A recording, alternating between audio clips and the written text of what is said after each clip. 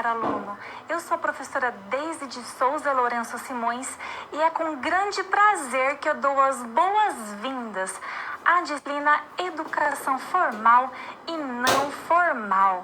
Agora, mais do que nunca, eu convido você, aluno, a pegar todas as suas energias, todo o seu ânimo, o seu papel e a sua caneta para darmos início a essa nova sequência de discussões e de aquisição do conhecimento.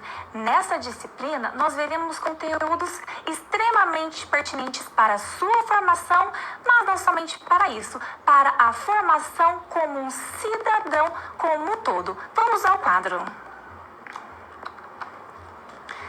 Na unidade 1, nós veremos o conceito de educação e como a educação ocorre em ambientes formais, a instituição escolar, e em ambientes não formais, como ONG, projeto social e outros. Então, na nossa disciplina, aqui nós teremos como cerne a questão da promoção da educação em diferentes ambientes. Agora, eu faço uma pergunta para você. Você acha que a educação acontece apenas em ambientes escolares? Ou você acha que nós podemos aprender em ambientes além da escola? Pensa comigo. Vamos ao quadro, então. Nós vamos ver, então, na disciplina, o conceito de educação, sendo o eixo central da nossa disciplina. Veremos, então, as características da educação formal, educação não formal e também educação informal. Daremos continuidade com os espaços de formação para educação formal e não formal, além da educação e políticas. Ainda nesse sentido, nós vamos conversar sobre o que é a educação, né? Já que nós estamos falando sobre educação, nós discutiremos exatamente esse conceito. O que é educação?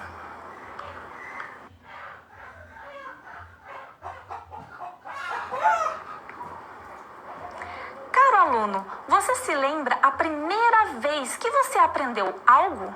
Será que esse primeiro aprendizado aconteceu lá na escola? Ou será que você se lembra de em algum outro momento em que você aprendeu algo fora do ambiente escolar? Esse é um questionamento interessante, não é? Pois bem, vamos discutir exatamente esse viés. Para isso, vamos ao quadro. Primeiramente, nós temos que pensar o que é o direito à educação.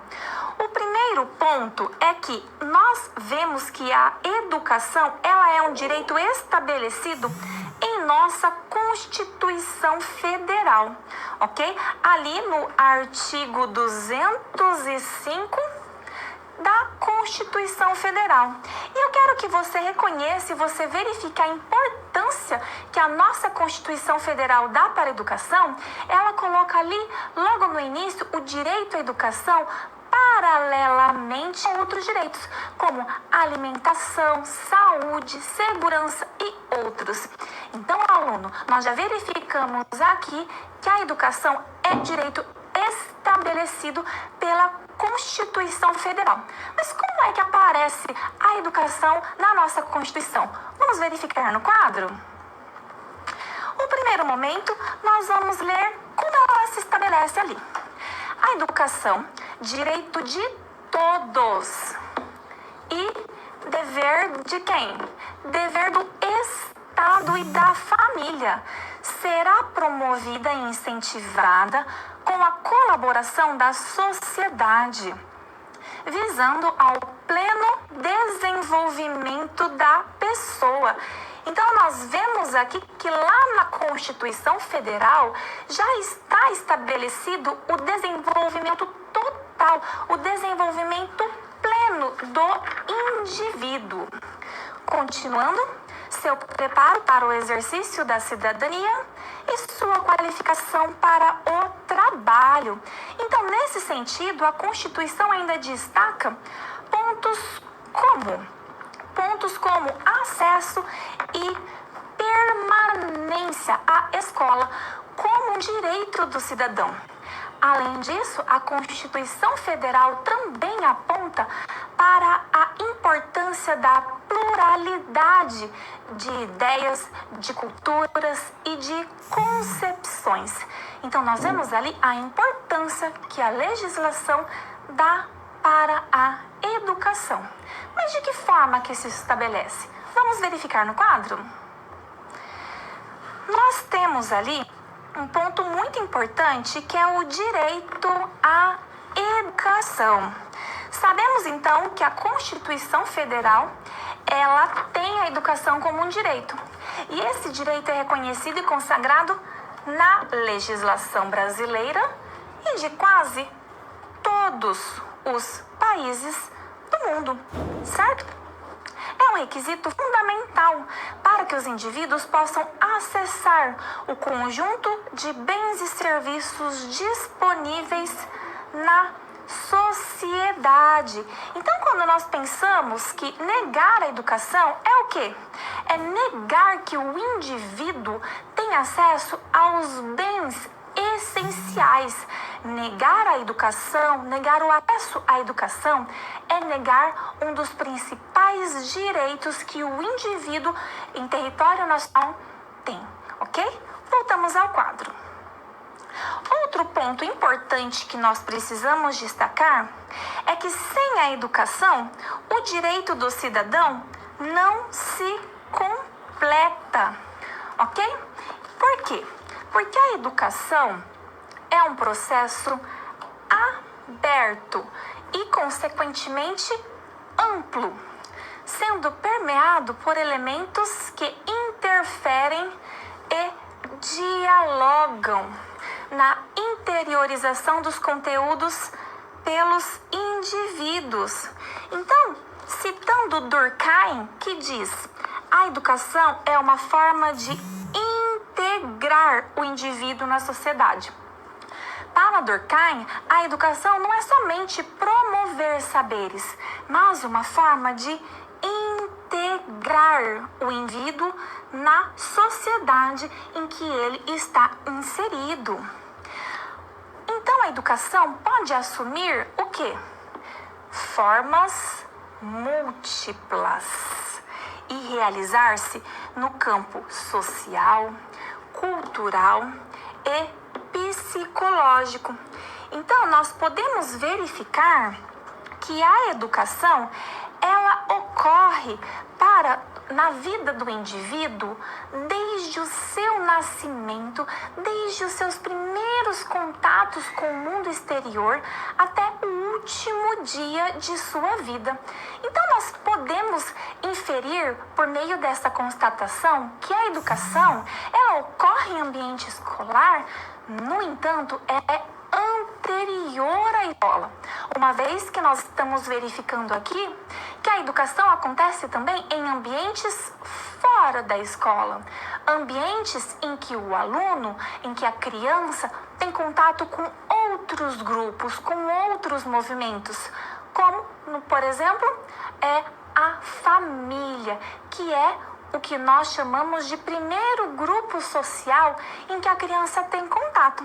Então, quando nós pensamos na educação, nós precisamos ter em mente que ela acontece na escola, mas também ela acontece fora dela, estando presente, então, durante toda a vida do indivíduo.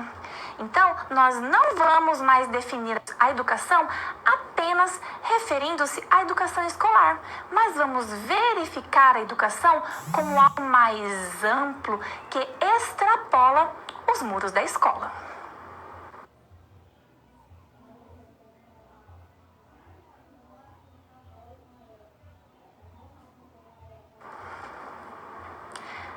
A educação pode ser formal, não formal e informal. Pensando nisso, caro aluno, pense comigo. Em que esferas, em que contextos, em que momentos a educação pode acontecer? Sabemos que ela não acontecerá apenas dentro da escola. Mas então, onde é e de que forma, como que nós podemos estabelecer o processo de educação? Vamos ao quadro. Então, a educação pode ser formal, não formal e informal. Iniciamos com a educação formal. Quando nós pensamos em educação formal, automaticamente nós pensamos que ela está localizada, ela está relacionada com onde? A escola, com esse ambiente escolar. Vejamos aqui. A educação formal, ela apresenta um caráter intencional, regulamentada por uma legislação específica, planejada com o objetivo de formar o cidadão, formar o sujeito, para integrá-lo aos processos sociais, políticos, culturais e à prática social. Então, nós precisamos pensar, quando nós pensamos em escola, nós pensamos na educação formal, nós precisamos necessariamente associar a um processo de ensino e aprendizagem sistematizado e previamente planejado. Como assim sistematizado? A educação formal, ela tem como uma das principais características ser organizada, ser planejada, para atender à legislação que vigora, para atender os princípios já determinados pelo Estado, a fim de direcionar, a fim de nortear os processos educativos em ambiente formal. Outro ponto importante quando nós pensamos na educação formal é avaliarmos que ela é sistematizada a fim de alcançar objetivos previamente estruturados, previamente estabelecidos. Esses objetivos, eles são ajustados, eles são adequados consoante a legislação que rege o país. Mas a educação formal objetiva atender. Outro ponto importante é que a educação formal, ela é organizada e hierarquizada. E ela é classificada e organizada em etapas previamente definidas. Pois bem, caso você não se lembre, eu vou refrescar a sua memória. Quais são as etapas? Nós podemos verificar que temos a educação básica e o ensino superior, certo? A educação básica, ela é formada por educação infantil, ensino fundamental e ensino médio. Então, esses três momentos são aqueles que perfazem a educação formal, ok? Sendo então a educação infantil dividida por creche e pré-escola, o ensino fundamental por anos iniciais do ensino fundamental e anos finais do ensino fundamental, ok? Vamos ao quadro então para continuar? E a educação não formal? Como que ela se estabelece? Como que ela se organiza? Um ponto muito importante que nós precisamos destacar é que a educação não formal, ela também tem intencionalidade, ou seja, a sua organização, ela também é previamente planejada, porque ela tem uma intenção, ok? A prática pedagógica segue com planejamento e organização específica, com, claro, menor grau de estruturação e sistematização do que a educação formal, mas nem por isso deixa de ser previamente organizada e previamente planejada. Ponto importante é que a educação não formal, ela acontece onde? Fora do âmbito oficial, ou seja, a educação não formal, ela acontece fora da escola, em outros espaços. Esses espaços que são optativos, são espaços que estão relacionados, esses espaços se associam com a trajetória de vida do indivíduo, com a comunidade, com os grupos em que ele está inserido, com o contexto em que ele está inserido. ok? Outro ponto importante também é que a educação não formal não é obrigatória, diferente da educação formal. A educação não formal ela é optativa, ou seja, o indivíduo ele decide, ele opta por estar inserido, ele decide participar dessa esfera da educação não formal. Vamos voltar ao quadro.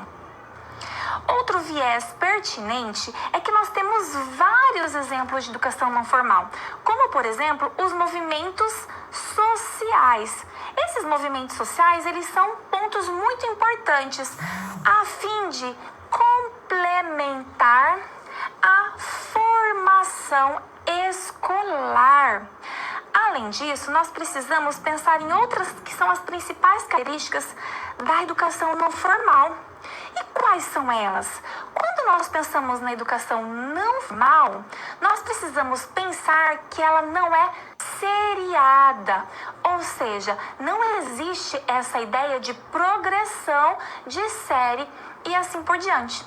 E um ponto essencial da educação não formal é justamente que ela promove, que ela se relaciona com laços afetivos do indivíduo, com os grupos a que pertence, do indivíduo com o convívio em que ele vai estabelecer por meio das práticas de educação não formal. Ainda, nós temos a conhecida educação informal. Importante destacar que há estudos, há teóricos que não consideram a educação informal, apenas dividem em formal e não formal. Mas apenas para esclarecermos e trazer todos os outros importantes para você, vamos ao quadro verificar. A educação informal, ela se caracteriza justamente por se associar aos grupos sociais, ok? Ela auxilia na interiorização das primeiras normas, valores, formas de relacionamentos, laços afetivos, segurança e outros. Vamos destacar então, caro aluno, que a educação informal ela se relaciona com o ambiente em que o indivíduo é inserido. Normalmente, o primeiro grupo social, o primeiro ambiente de educação não formal é a família. Por isso que eu faço questão de reforçar para você a importância que a família tem no processo de ensino e aprendizagem, pois ela faz parte e ela é o primeiro grupo da educação da educação informal.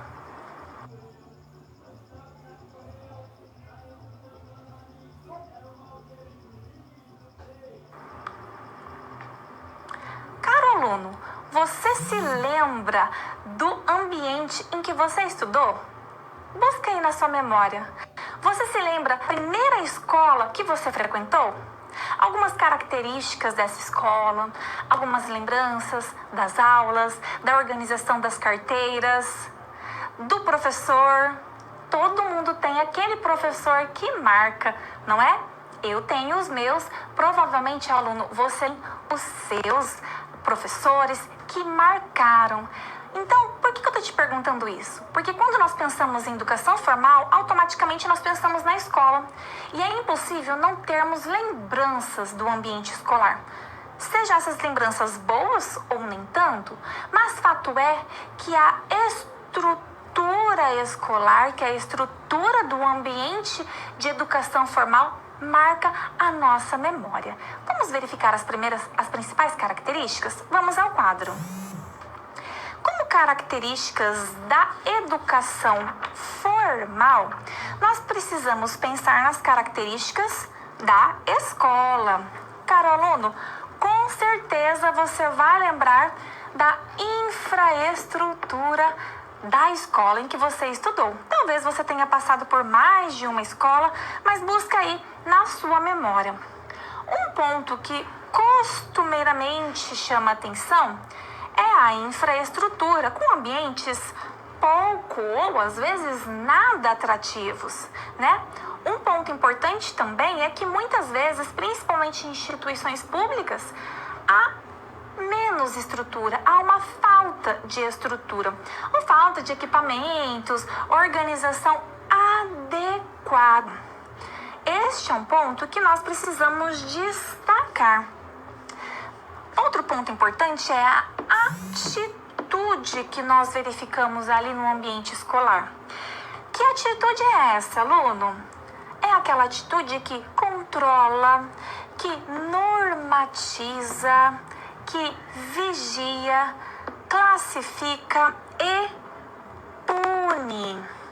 Um ponto importante, aluno, que eu quero destacar para você é que estamos falando do geral. Normalmente são essas características, né? Justamente para manter a formalidade do ambiente, a formalidade que a escola pressupõe.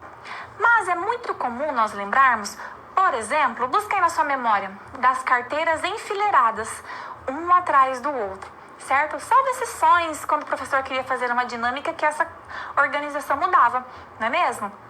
Outro ponto importante que nós lembramos é um sistema hierarquizado, ou seja, o professor que detém aquele conhecimento, que transmite aquelas ideias, que passa aquelas informações. Não é disso que você se lembra na sua escola? Sabemos que existem modelos que são mais dinâmicos, que têm um processo mais dinâmico, mais dialético, mas em sua maioria nós conseguimos fazer a associação com esse modelo. Mas não é só isso, né? Voltamos ao quadro. Outro ponto importantíssimo é a questão da avaliação. Caro aluno, normalmente, como que é o processo de avaliação na escola? Normalmente, a escola ela tem um caráter de avaliação classificatória, ou seja, é uma avaliação que visa classificar o rendimento do aluno, comparar um aluno com o outro, por vezes até categorizar esses alunos, que é o que nós chamamos, que nós podemos associar à avaliação formativa. Mas todos esses vieses, todos esses pontos respingam na prática docente. Voltamos ao quadro. Um ponto importante é justamente que a escola, por vezes, ela se estrutura como um espaço de adestramento, conflitos e contradições. Quando nós pensamos em adestramento, nós podemos associar com a padronização de saberes e comportamentos, ok? Caracteriza ensino e aprendizagem de conteúdos sistematizados. De que forma? Em ordem sequencial, previamente estabelecida, previamente norteada, ok? Então são esses objetivos que norteiam a estrutura. Justamente nisso que nós destacamos. Educar para quê? Caro aluno, para que vamos educar os nossos alunos? Qual é o objetivo de ensino e aprendizagem? Esse questionamento é aquele que norteia, que alicerça a nossa estrutura, né? Temos várias dicotomias, temos vários elementos para pensar, como, por exemplo, as dualidades. Subsistência e consumismo, alienação, libertação, autonomia, criticidade, transformação da realidade e outros momentos e outras situações. E é justamente nisso que nós pensamos. Qual é a função social da escola? Para que a escola serve? E qual é o objetivo de termos uma educação escolar? Quando nós pensamos em escola, quando olhamos para esse ambiente de aprendizagens, nós pensamos a função social da escola é facilitar, é promover aprendizagens. Quando eu falo no plural, não é à toa, não é aleatório. É um campo de discussão de várias ideias, de disseminação de vários. Voltamos ao quadro. Então, a função social da escola, ela visa contribuir para a ampliação de oportunidades de aprendizagem e desenvolvimento do aluno, assegurando-lhe formação para o exercício da cidadania, além de procurar fornecer-lhe meio para progredir no trabalho e em estudos posteriores. Então, nós podemos ver que ali, na escola, nós temos meios de desenvolver diferentes competências e habilidades que o aluno ele precisa desenvolver. Além disso, um ponto muito importante é o exercício da cidadania.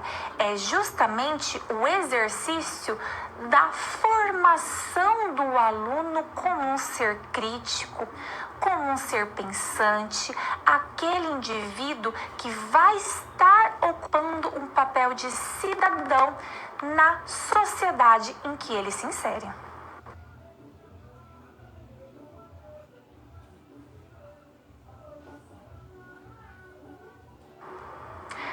Vamos analisar a situação problema 1.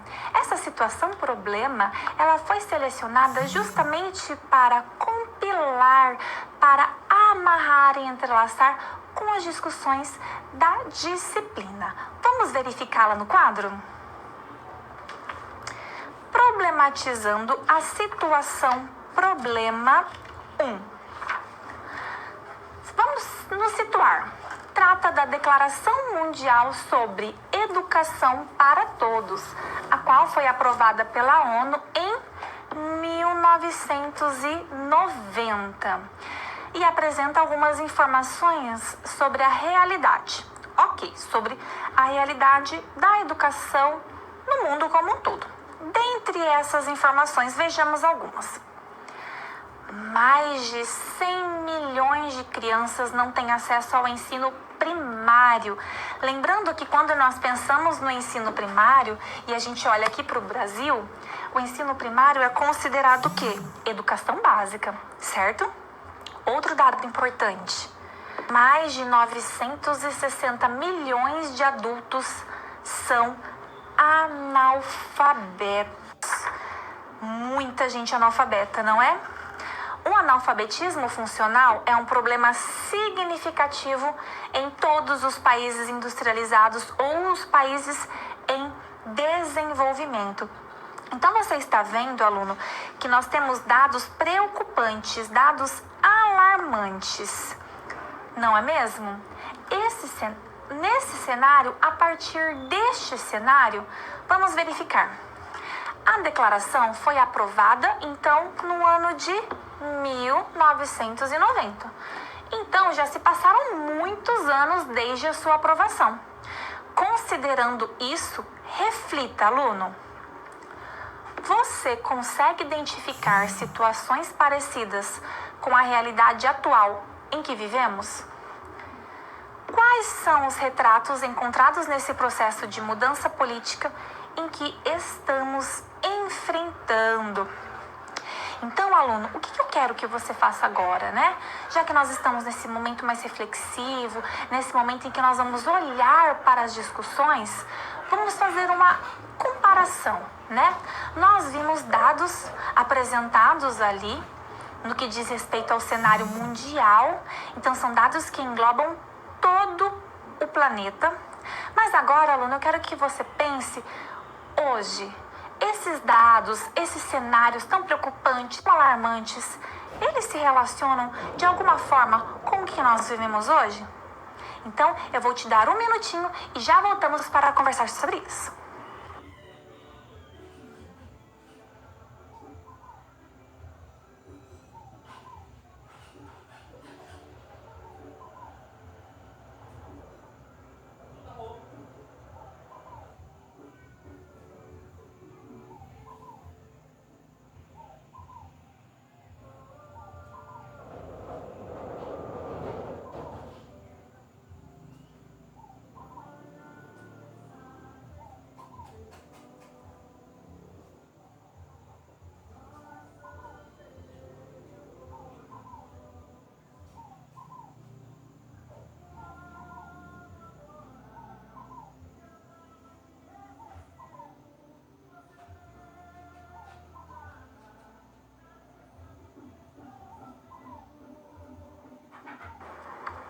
Já pensou?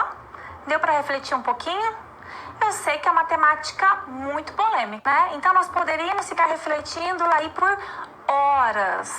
Mas vamos verificar a resolução no quadro? Resolução da situação problema 1. Vejamos.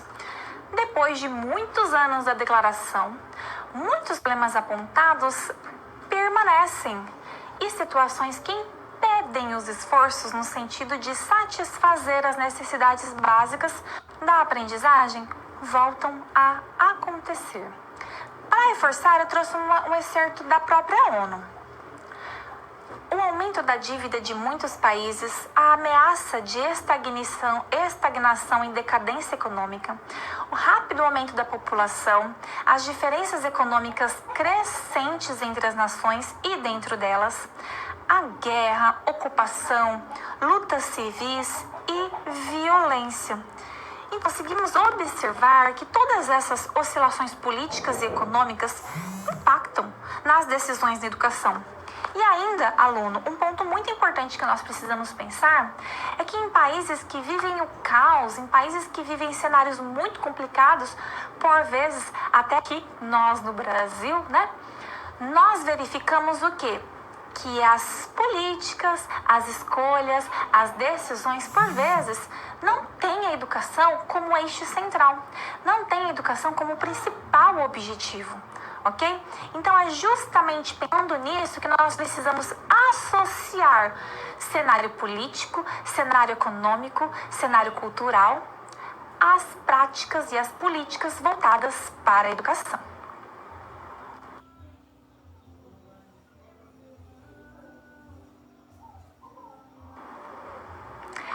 Caro aluno, conversando então justamente sobre a educação, né? Por que estudar, por que educar, por que pensar em políticas de ensino e aprendizagem? Qual a importância disso tudo? Eu tenho um convite para você, caro aluno. Vamos refletir sobre educar para quê? Então, as discussões que você viu na disciplina, pegue as discussões que eu tenho certeza que você viu ao longo do curso de outras disciplinas e também, aluno, leituras extracurriculares, discussões que você tenha participado, notícias e pense e reflita. Educar para quê? Voltamos em instantes para a sua contribuição.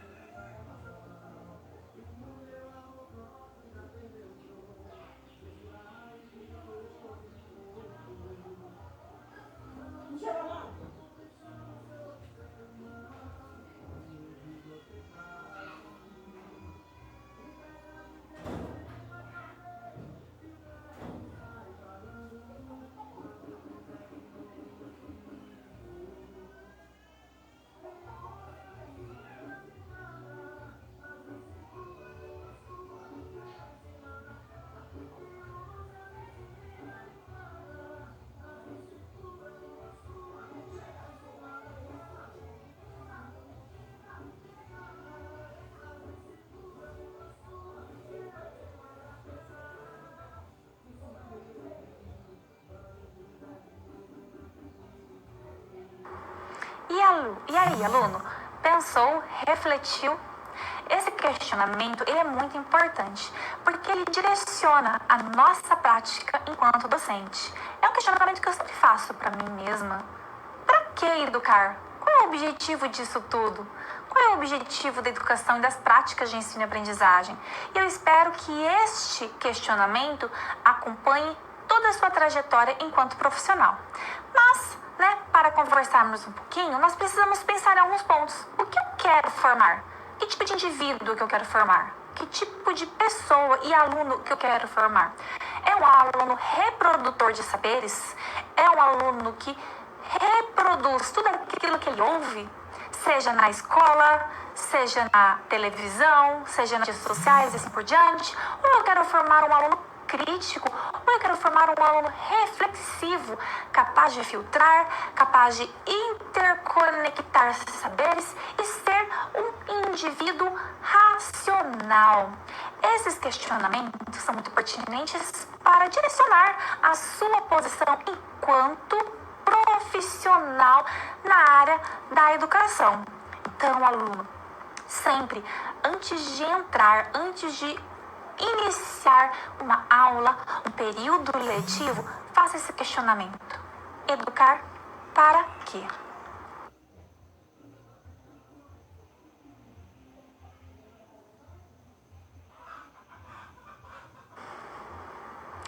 Caro aluno, eu tenho mais uma pergunta para você.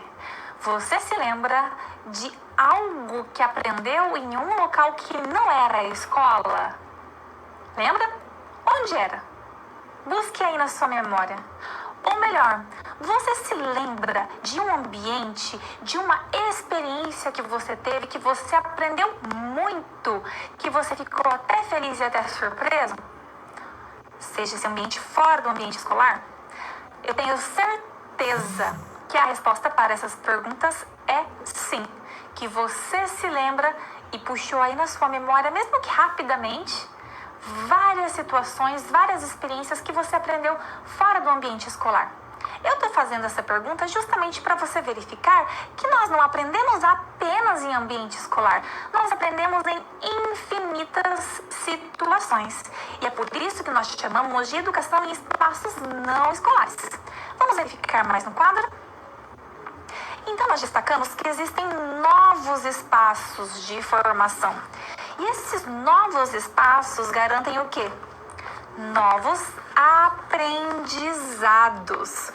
Então, um ponto que eu quero destacar para você, aluno, é que a aprendizagem política dos direitos dos indivíduos, formação para o trabalho, aprendizagem de habilidades, exercício de práticas para a organização de objetivos comunitários voltados à solução de problemas coletivos, conhecimento de conteúdos que possibilitam a leitura do mundo, entre tantas outras formas de aprendizagem. Então, nós podemos perceber que nós temos um olhar para a formação numa perspectiva social e cidadã. Ou seja, pensando justamente na coletividade, no viés social que permeia o meio em que o indivíduo está inserido. Por exemplo, um conjunto de saberes que acontecem em espaços de vivência social, certo? Um exemplo que eu quero dar para você, aluno, que talvez você até conheça, você já tenha até participado, mas você não associou com a prática de educação fora do ambiente escolar. As pastorais de igreja, Você já vai lá, não? As pastorais de igreja, seja igrejas evangélicas, igrejas católicas e assim por diante, elas costumam ter movimentos, costumam ter práticas para ensinar um ofício, ensinar uma habilidade, ensinar a comunicação, ensinar um trabalho e assim por diante. Então esse é um excelente exemplo, ok? Além das pastorais, eu quero destacar para você os movimentos sociais. Como assim movimentos sociais? São vários movimentos que visam atuar ali na comunidade, atuar ali naquele âmbito, naquele ambiente ambiente para promover saberes, para promover conhecimentos. Okay? E esses ambientes, eles têm características diferentes daquelas características formais do ambiente escolar. Mas eles promovem muito conhecimento e eles promovem muito aprendizado. Vamos voltar ao quadro? Temos aqui ainda outros exemplos de espaços para promoção de educação.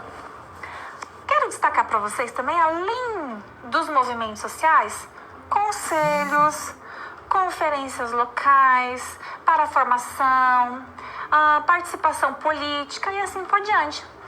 Dentre as infinitas possibilidades que nós temos, eu trouxe aqui mais 4 momentos para vocês verificarem, ok?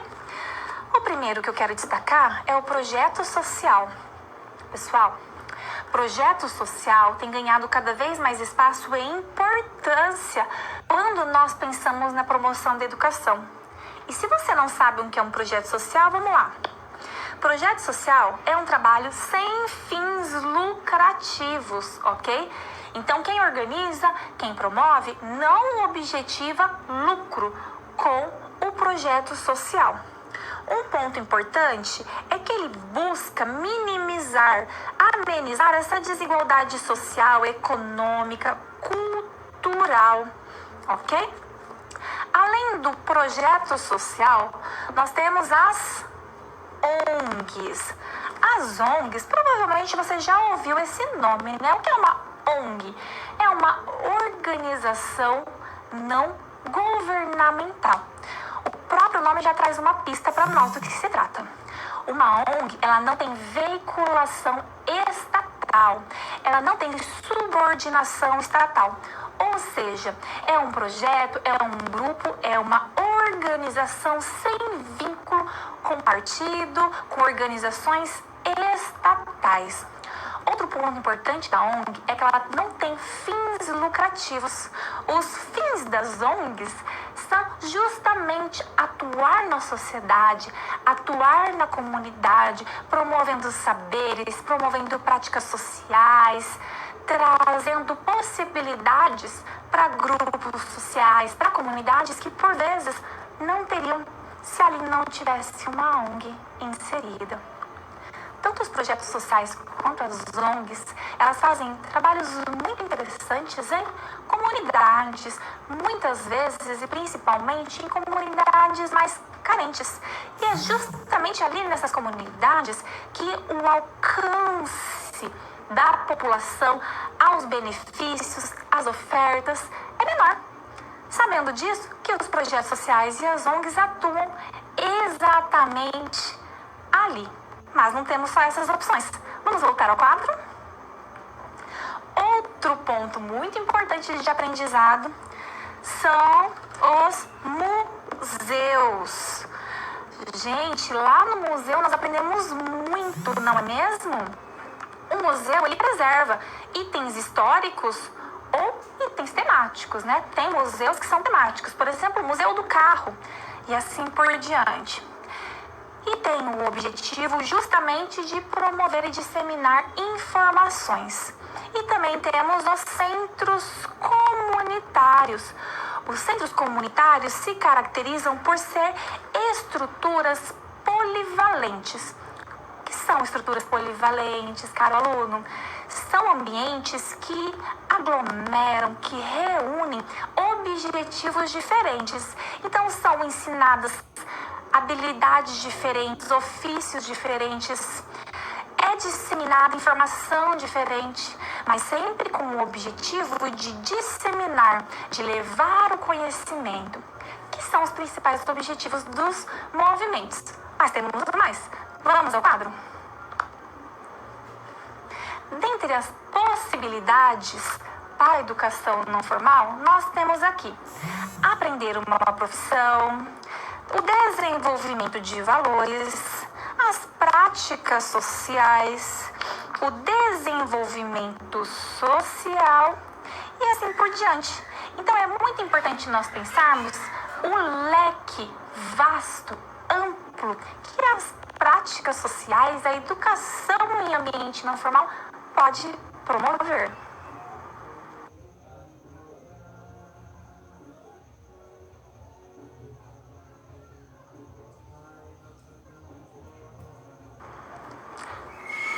você pensa em cultura e política, o que vem à sua mente? Somente eleições, políticos e assim por diante? Se é isso, preste atenção, porque a política ela é muito mais do que uma eleição, do que um candidato, do que um eleito e assim por diante. Vamos verificar no quadro?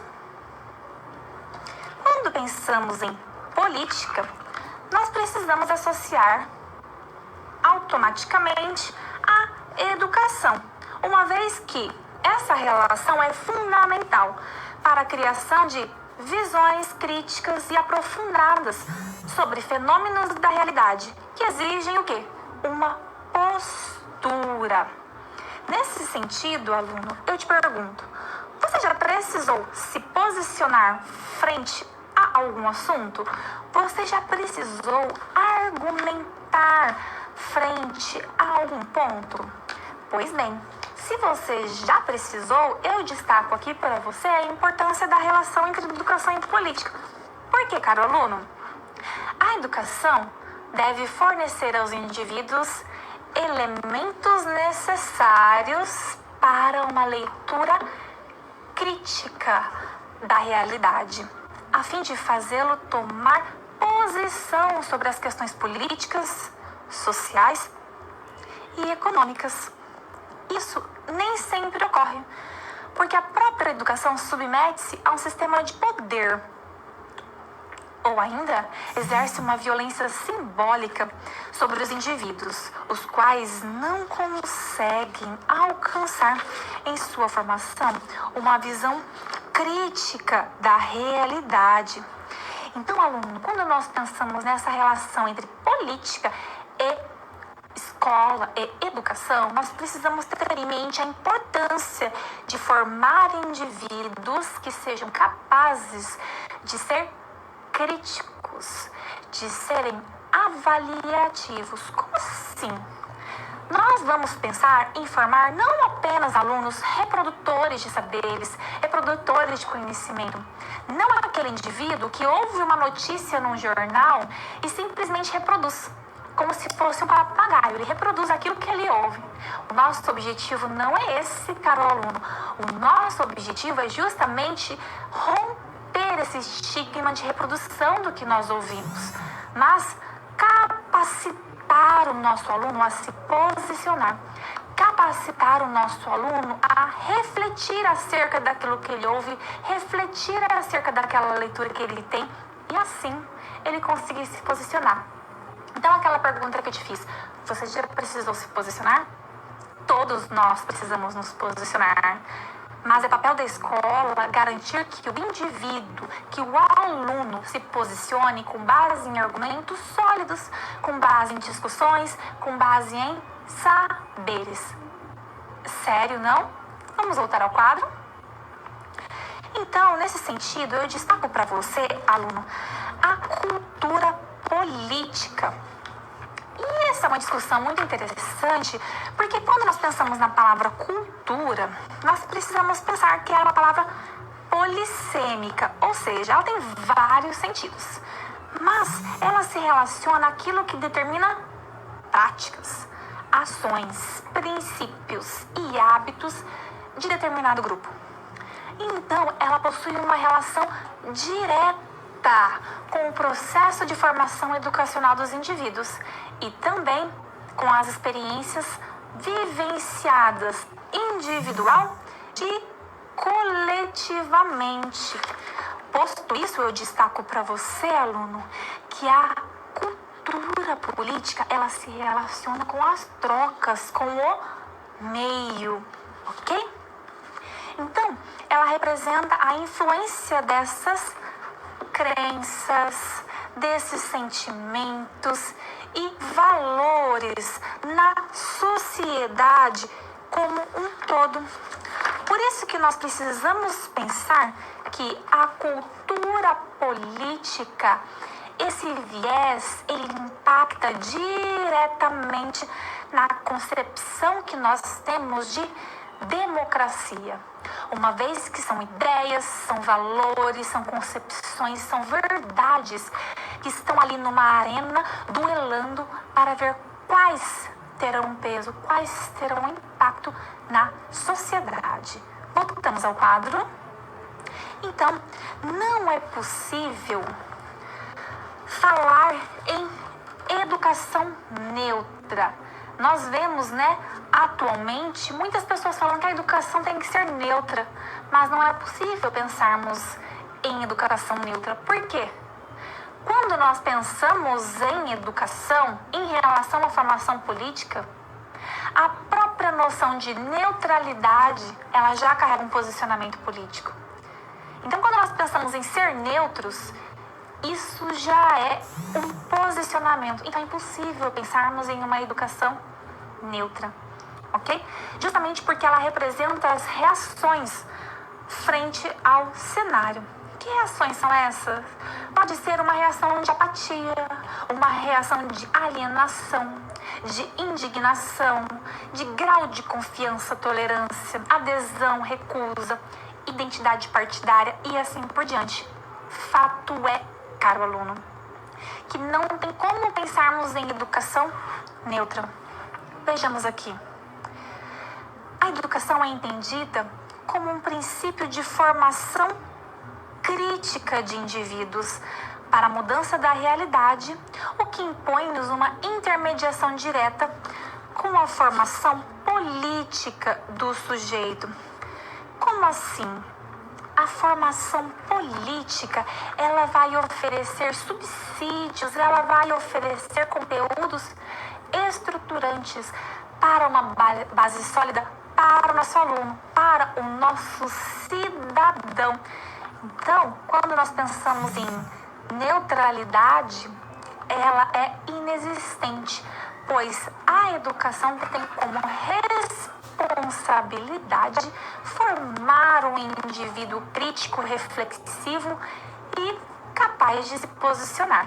Mesmo que se posicionando de maneira neutra, lembramos que isso é também um posicionamento.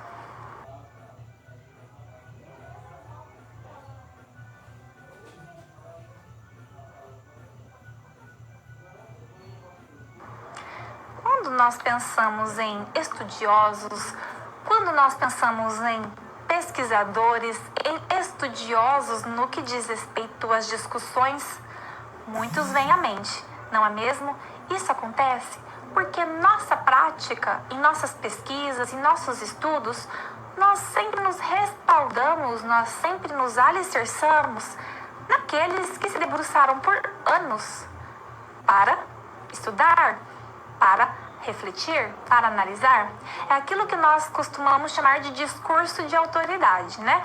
Não sou eu que estou dizendo, sou eu com base em um estudo, sou eu com base em um estudioso, em um filósofo, sociólogo, pensador, que se dedicou àquele assunto.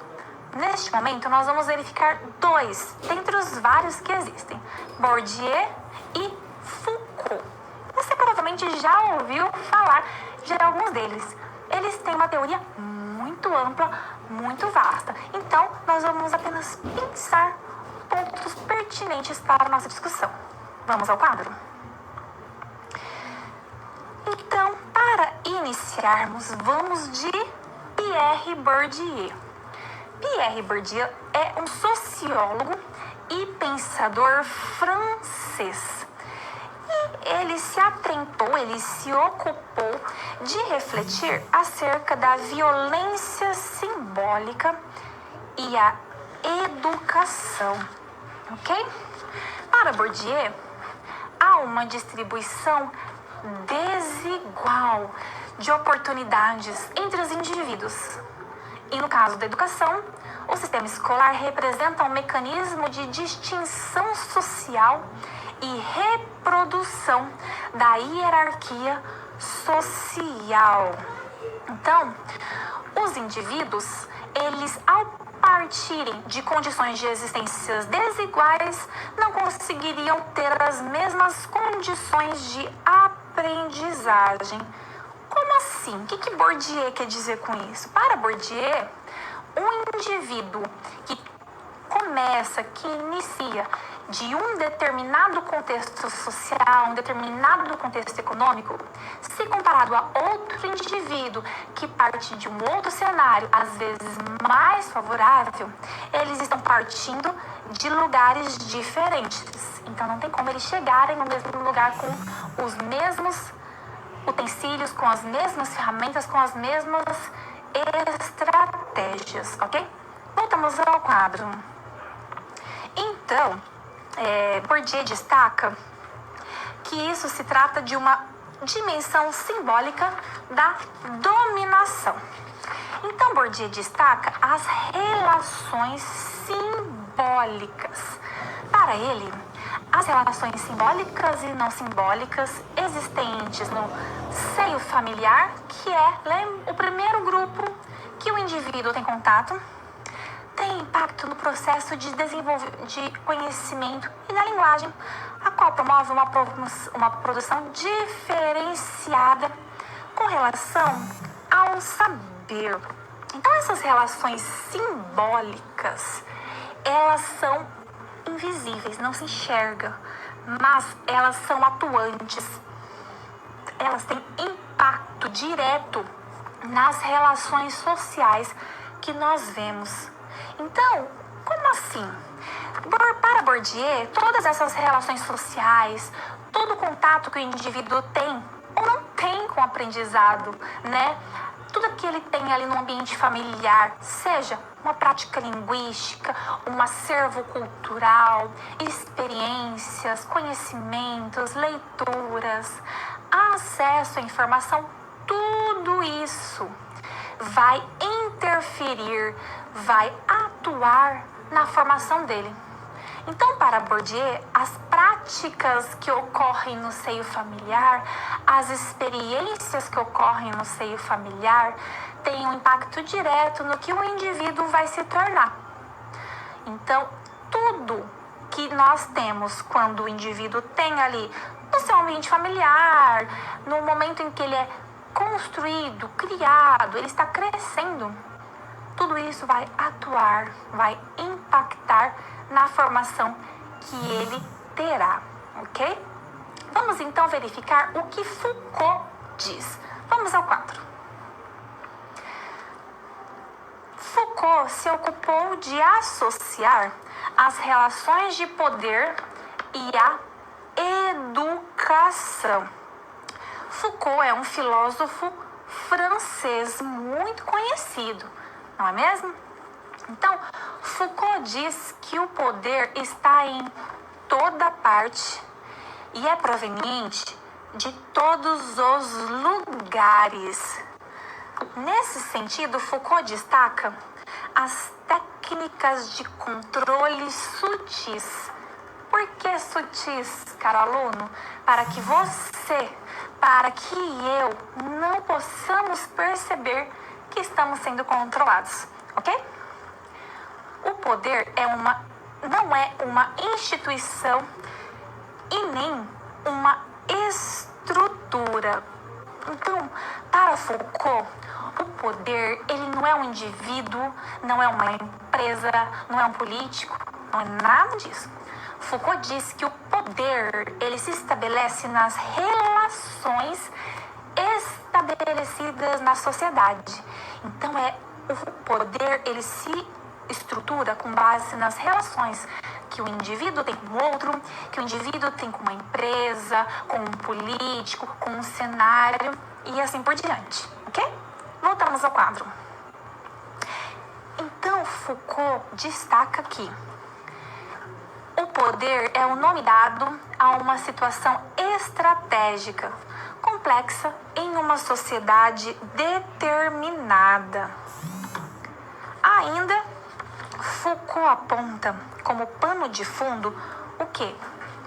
Disciplinamento, vigilância, exames, autonarrativas e outras técnicas sutis no intuito de controlar e manter o poder.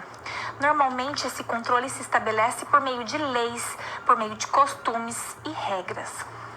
Essas práticas são destinadas à construção do sujeito moderno, cidadão capaz de autogoverno, e ainda o poder é executado por meio dos discursos e do disciplinamento no ambiente escolar. Então nós verificamos que as relações de poder, elas estão em todas as esferas, em todos os ambientes. Um ponto essencial, caro aluno, que eu quero que você guarde na sua cabeça é que a relação de poder, ela se estabelece pela relação que se estrutura ali na sociedade.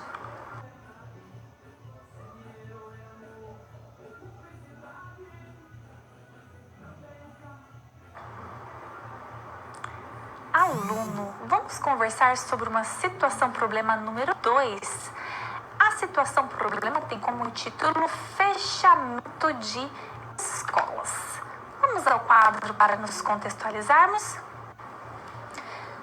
Problematizando a situação problema 2. Vamos analisar o cenário. Fechamento de 37 mil escolas de campo e mais a tentativa do governo paulista de fechar 94 escolas. Nesse caso específico que eu trago para vocês, o governo de São Paulo justifica o fechamento com o argumento de reorganização do ensino no estado. Essa é a justificativa que o governo trouxe, ok? Diante desse cenário, qual é o papel do professor? Então, aluno, analise esse cenário, analise essa situação de fechamento de escolas ali que aconteceu no estado de São Paulo, mas que poderia ter acontecido em quaisquer lugares, ok? Diante desse cenário de fechamento de escolas, qual deve ser a postura do professor? Minutinhos para pensar e já voltamos.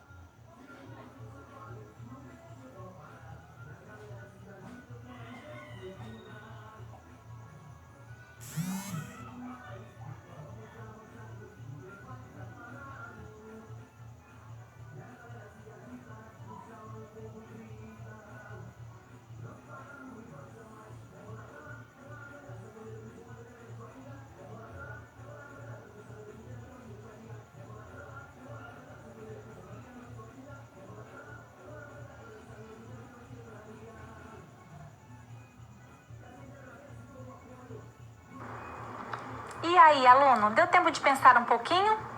Bom, vou te ajudar, ok? Vamos refletir um pouquinho juntos. Sabemos que é papel da escola e, consequentemente, papel do professor formar alunos críticos e reflexivos, certo? Isso em quaisquer cenários que nós possamos pensar. E quando a gente associa com esse cenário de fechamento de escolas, né, com a justificativa que é para reorganização, o que é que o professor tem que fazer? Vamos verificar no quadro? O professor, então, tem o papel de se colocar no debate social. Ou seja, o professor ele tem que pegar a situação, ele tem que analisar e trazer para os seus alunos. Ele tem que trazer essa informação e questionar, informando a sociedade sobre os acontecimentos. E ainda, além de informar sobre os acontecimentos, promover uma reflexão no intuito de garantir que o indivíduo reflita, critique aquele cenário. Ele deve também promover discussões e intervenções no cenário de fechamento de escolas. E ainda, formar alunos para a cidadania, de modo que eles também possam não reproduzir as desigualdades sociais e os discursos de poder impostos nos âmbitos da sociedade. Então, caro aluno, o que o professor tem que fazer ali? Ele tem que que levar, garantir que os seus alunos, que a sociedade, que a comunidade em que ele está inserido veja aquela situação. Reflita sobre aquela situação.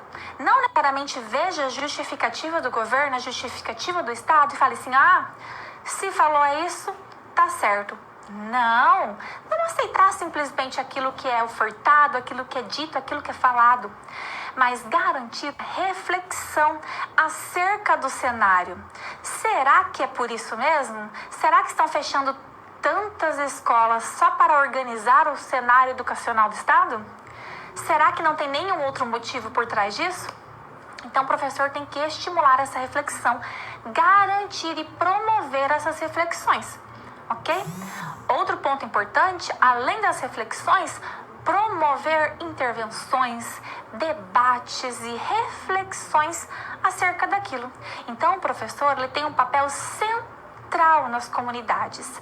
Isso significa uma coisa, aluno, que o professor ele tem um papel de alicerce na comunidade em que ele está inserido.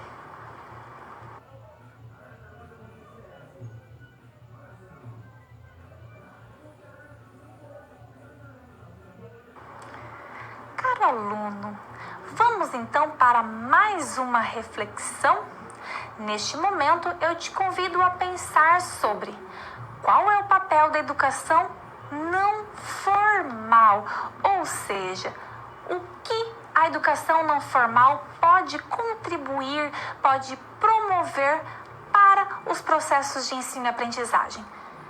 Pegue todo o seu conhecimento, resgate todos os saberes que você tem aí, por mais que você pense que não tem, você tem sim. Pode usar a caneta, pode refletir, mas pense sobre isso. Voltamos já já para conversarmos mais um pouquinho.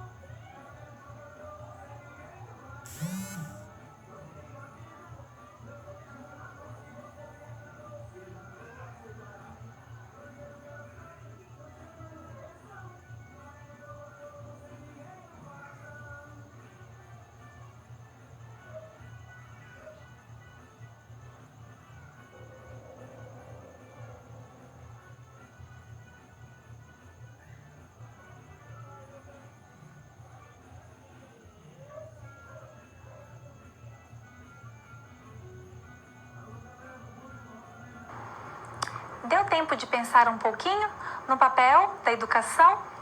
Pois bem, pode ser que você tenha pensado em vários pontos, mas eu vou trazer alguns aqui que são muito pertinentes, como, por exemplo, a formação do indivíduo crítico daquele indivíduo que se posiciona frente aos cenários, frente aos acontecimentos, frente às informações que ele tem acesso. Você pensou nisso, não pensou?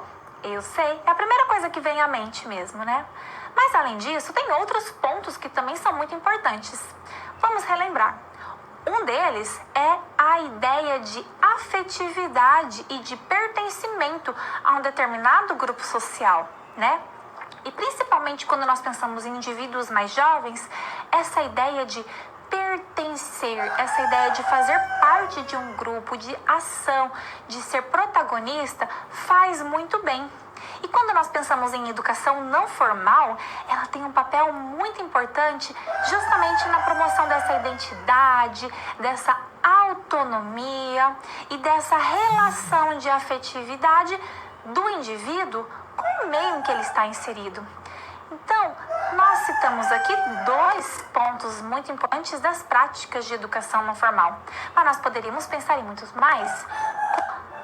O aprendizado de ofícios de trabalho, também da autoestima do indivíduo e uma infinidade de valores, os quais o indivíduo pode alcançar e pode aprender nas práticas de aprendizagem fora do ambiente escolar.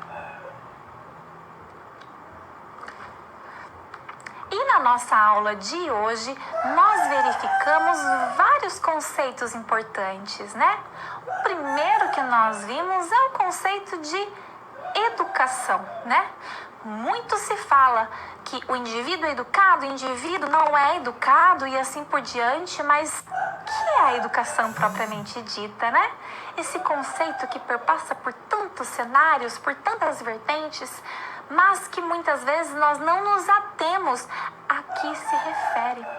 Então, quando você, aluno, pensar em educação, pense justamente nesse processo de ensino e aprendizagem voltado aos ambientes escolares, mas não somente isso, não é, aluno?